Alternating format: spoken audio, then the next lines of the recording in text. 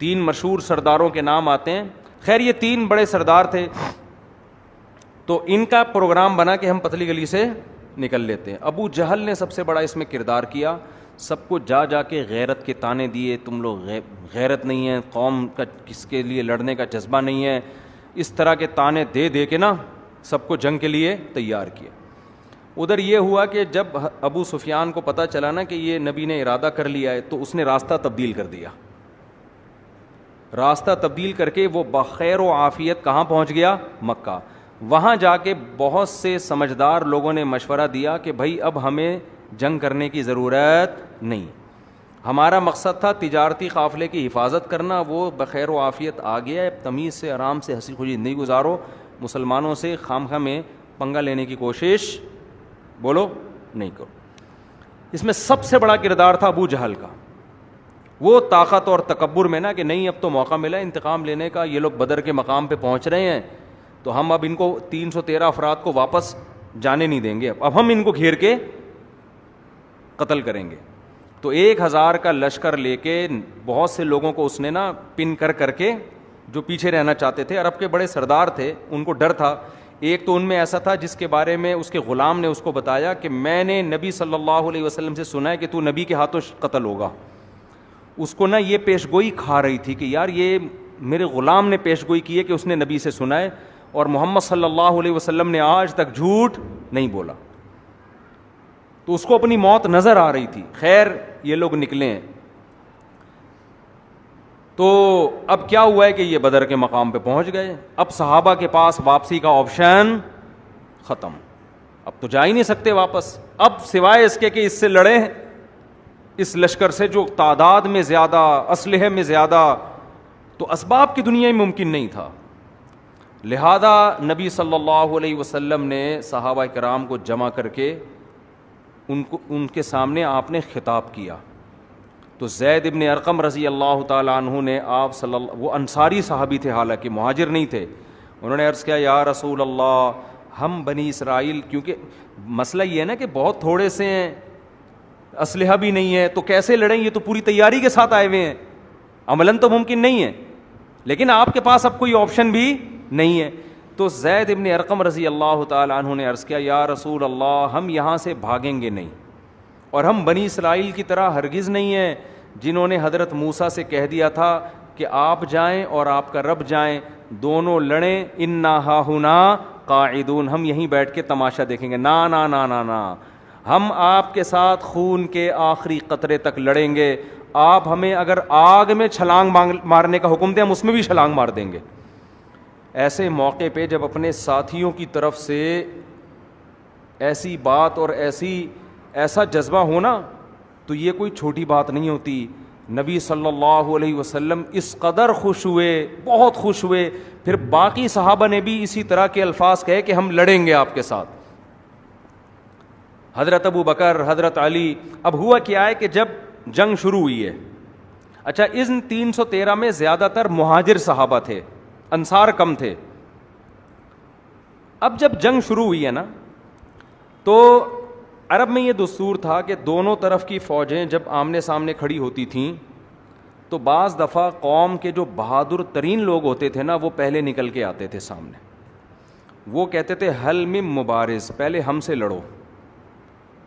یہ بڑا نعرہ ہوتا تھا, اس لیے کہ مطلب یہ ہے کہ جب تک ہمارے مقابلے میں کوئی آ کے ہم سے لڑے, ہم قتل ہو جائیں یا وہ قتل ہو جائے. ڈان کا سنا ہے نا, یہ ڈان وان جو ہوتے ہیں, ہمارے ایک دوست سے میں نے پوچھا یہ ڈان کیا ہوتا ہے, کہتے ہیں یہ ڈان, آج کل جو ڈان ہوتا ہے نا, ڈان کہتے ہیں کہ جی جس کی بڑی کسی بندے سے لڑائی ہوئی ہو, دونوں میں سے جب تک ایک قتل نہ ہو جائے تو جنگ ختم نہ ہو.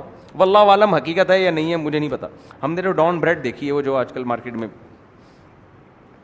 تو اب یہ فلموں میں ہوتا ہے, یہ حقیقت میں ہمیں نہیں پتا, لیکن عرب میں جنگوں میں ایسا ہوتا تھا کہ ادھر کا ڈان نکل کے آتا تھا, صحیح ہے نا, وہ کہتا تھا کہ پہلے ہم سے لڑو, جنگ بعد میں شروع ہوگی. ادھر سے کوئی بہادر آئے گا, دونوں لڑیں گے, جب تک دونوں میں سے ایک قتل نہیں ہو جائے گا لڑائی شروع نہیں ہوگی. یہ بہت بڑے فنٹر کا کام ہو سکتا تھا, یہ معمولی آدمی کا کام نہیں. تو اب یہ جو 3 سردار تھے نا, ولید ابن عتبہ, عتبہ ابن شیبہ اور ایک تیسرا, ان تینوں کو شرمندگی تھی کہ ہم اس جنگ میں آنے سے پیچھے ہٹ رہے تھے, اور بدر میں آنے کے بعد بھی انہوں نے مشورے دیے تھے کہ نکل لو پتلی گلی سے آرام سے, اسی میں عافیت ہے, لشکر ہمارا خیر و عافیت کے ساتھ بچ گیا ہے, تو اب واپس.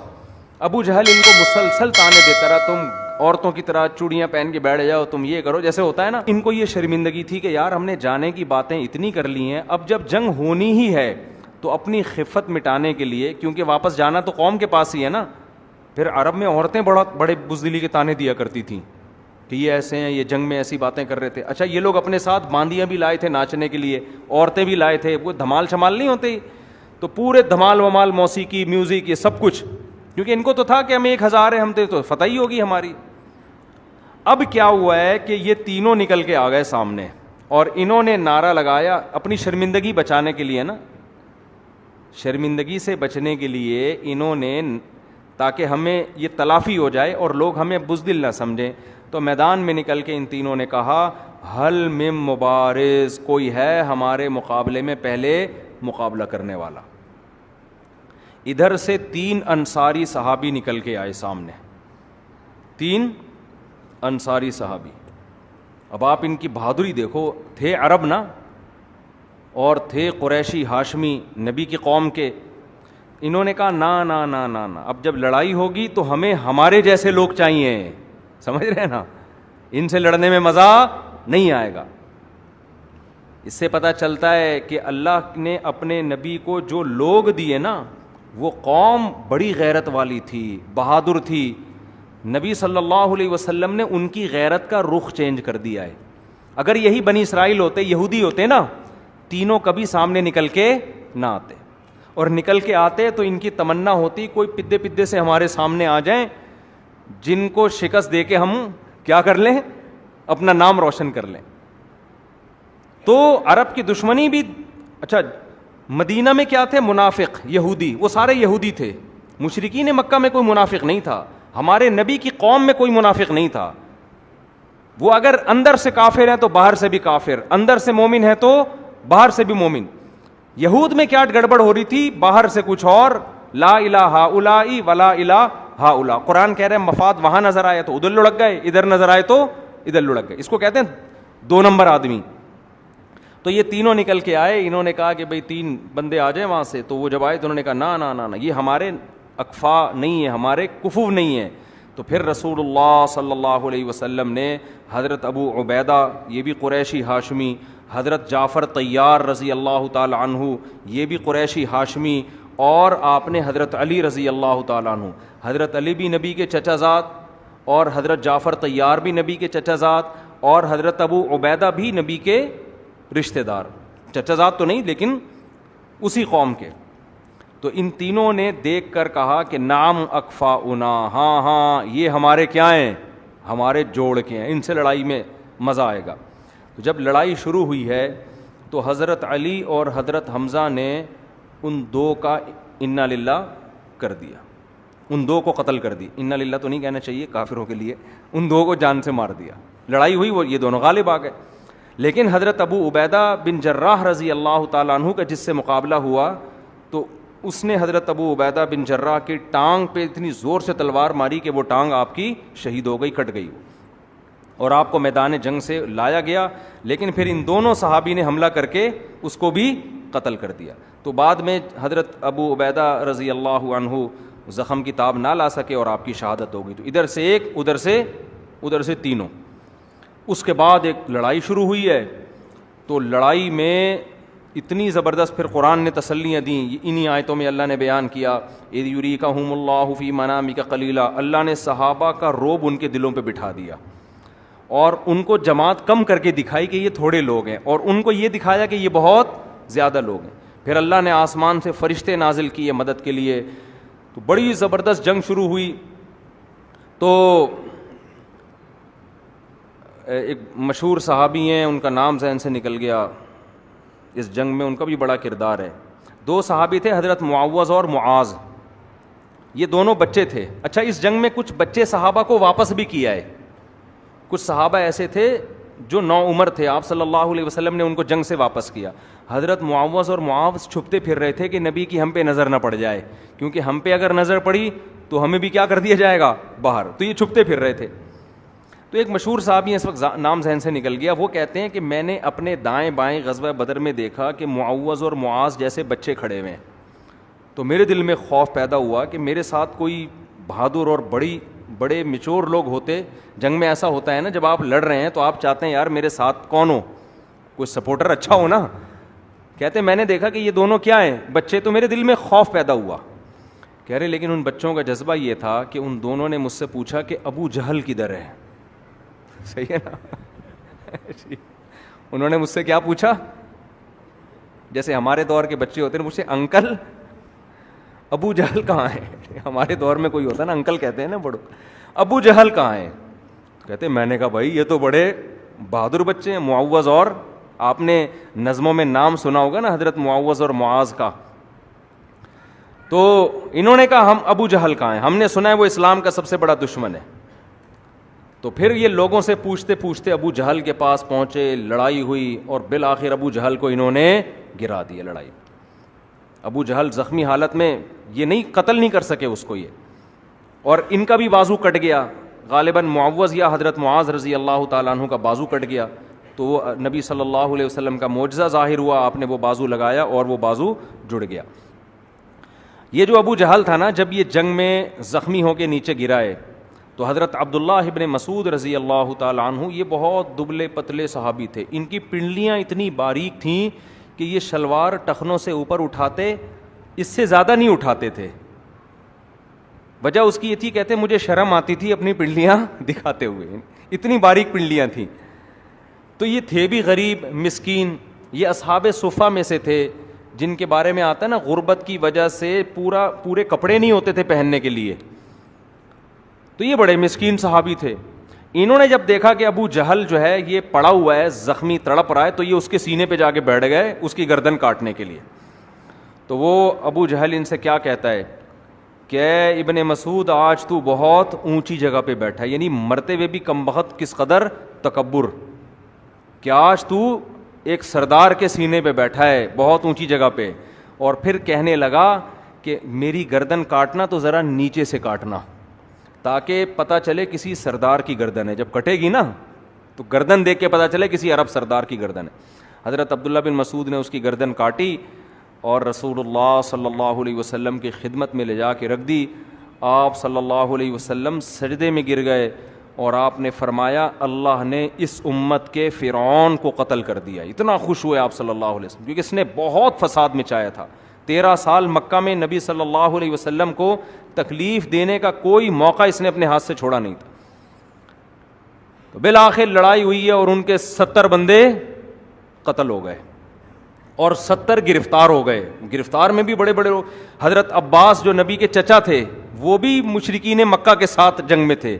دیکھو چچا بھتیجے کی لڑائی ہو رہی ہے، کزنوں کی لڑائی ہو رہی ہے. اس سے پتہ چلتا ہے اسلام قوم پرستی کے حق میں بالکل بھی نہیں ہے. اگر ہمارے نبی نے عربوں کی خاطر یہ جنگ کی ہوتی، عربیت کو دنیا میں پھیلانے کے لیے، عربوں کی حکومت کو قائم کرنے کے لیے، عرب کو دنیا کا بڑا بنانے کے لیے، تو آپ کی تلوار سب سے پہلے عرب کے خلاف نہ اٹھتی. آپ کی تلوار سب سے پہلے عربوں کے خلاف، پھر عربوں میں بھی قریشیوں کے خلاف جو عربوں میں سب سے افضل، پھر قریشیوں میں بھی ہاشمی کے خلاف جو آپ کی قوم کے لوگ تھے، آپ کے چچا زاد، آپ کے چچا، آپ کے رشتہ دار. اور آج ہماری جنگ ہوتی کس کے نام پہ ہے؟ قوم پرستی کے نام پہ. آپ پنجابی ہو، آپ پٹھان ہو، آپ مہاجر ہو، آپ سرائکی ہو، اللہ کی قسم قیامت میں اللہ کو ان ناموں سے کوئی دلچسپی نہیں ہے. ہمارے ایک دوست تھے، میں نے ان سے کہا آپ کی قوم میں ایک بری رسم ہے، یہ چھوڑ دو. وہ عالم بھی تھے، میرے شاگرد تھے. میں نے کہا یار جا کے اپنی قوم کو سمجھاؤ یہ اس رسم سے. ارے بھائی فن والے بیٹھے ہوئے ہیں، خیریت سے ہیں؟ طبیعت ٹھیک ہے آپ کی؟ تو میں نے ان سے کہا کہ ہمارے بچے نا دیکھ رہے ہوتے ہیں یہ بیٹھ کے، جب موقع ملتا ہے فن لے کے بیٹھ جاتے ہیں بچے. تو ان کو میں نے ویڈیو بنا کے بھیجی فن والوں کو. میں نے کہا یار یہ دیکھو ہمارے بچے کیا کر رہے ہیں. تو مجھے خوشی اس پر ہوتی ہے، چلو وہ بےہودہ پرینک نہیں دیکھ رہے نا. اس زمانے میں نا بچہ اگر آپ کا سگریٹ پی رہا ہے شکر ادا کرو کہ چرس نہیں پی رہا. یہ ایسا زمانہ ہے, صحیح بتا دوں میں, لوگ اس پہ کہہ رہے ہوتے ہمارا بچہ سگریٹ پی رہا, بھائی چرس نہیں پی رہا, اس پہ شکر ادا کرو. ارطغرل ڈرامہ دیکھ رہا ہے اس پہ, تو یہ نہیں کہ ڈرامہ دیکھ رہا ہے, یہ دیکھو کہ کوئی فلم نہیں دیکھ رہا.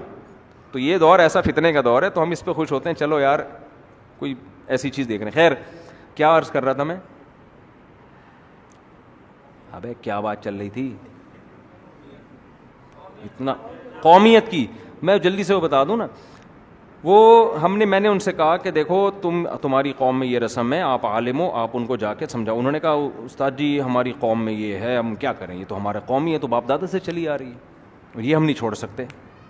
میں نے کہا ٹھیک ہے, پھر قیامت کے دن جب اللہ تعالیٰ تم سے پوچھے کہ میں نے قرآن میں حکم تو یہ دیا تھا, تم اس کے خلاف کیوں چلے, تو کہہ دینا اللہ میں چونکہ مہاجر تھا تو اس لیے اس میں ہمارے ہاں ایسا نہیں تھا, یا اللہ میں پٹھان تھا تو پٹھانوں میں ایسا نہیں ہوتا, یا اللہ میں پنجابی تھا تو چونکہ پنجابیوں میں ایسا نہیں ہوتا.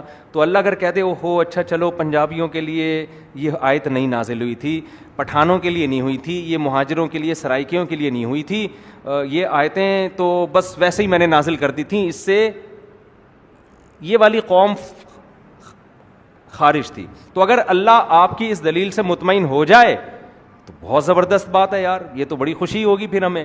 اور اگر اللہ ان نعروں سے متاثر نہیں ہوتا تو میں نے کہا بھائی اپنی قوم کو رکھو ایک طرف. اللہ کیا ہے, دیکھو قوم سے محبت ہونا برا نہیں ہے, انسان کو جب اپنا ہم زبان ہم قوم کہیں ملتا ہے تو ایک خوشی ہوتی ہے, یہ تو نیچرل ہے. لیکن قوم پرستی میں اپنی قوم کی ظلم میں حمایت کرنا اور دوسری قوم کی حق میں بھی مخالفت کرنا, یہ اللہ کو عمل پسند نہیں ہے. باقی قوم سے محبت ہونا ہی تو نیچرل ہے. خیر,